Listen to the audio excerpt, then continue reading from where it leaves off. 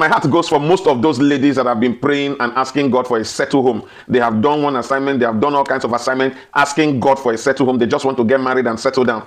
I will be doing something for you this week. If you are not married and believing God for marriage, you have been facing disappointment in marriage. Somebody has come to tell you, hey, baby, I'm going to get married to you. And then before you know what is happening, he disappoints you or she disappoints you. I think what we should deal with for you, it is spirit husband and spirit wife. You need an official divorce between yourself and spiritual husband. There is no amount of prayer that can push spirit husband away. There is no amount of fasting that can push spirit wife away. What we'll do is we use the witnesses to deal with them, and they will leave you alone so you can get married and have a happy home.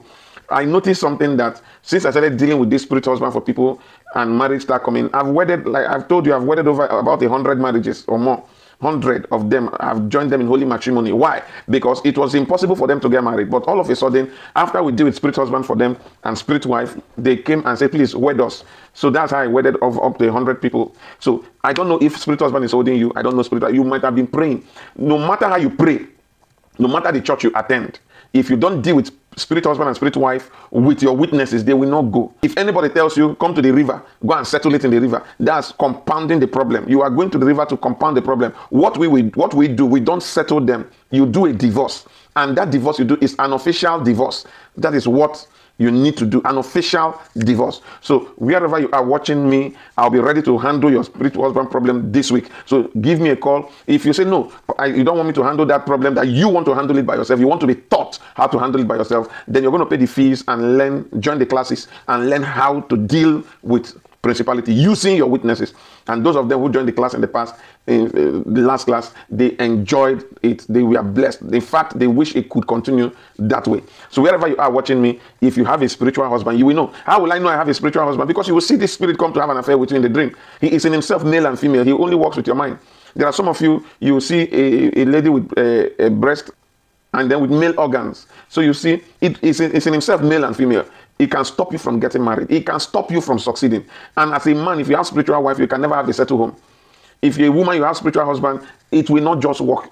You will look for a man. They will come and tell you, I'll marry you. And then you put all your heart there. They will disappoint you because you cannot marry. You cannot get married when you're already married.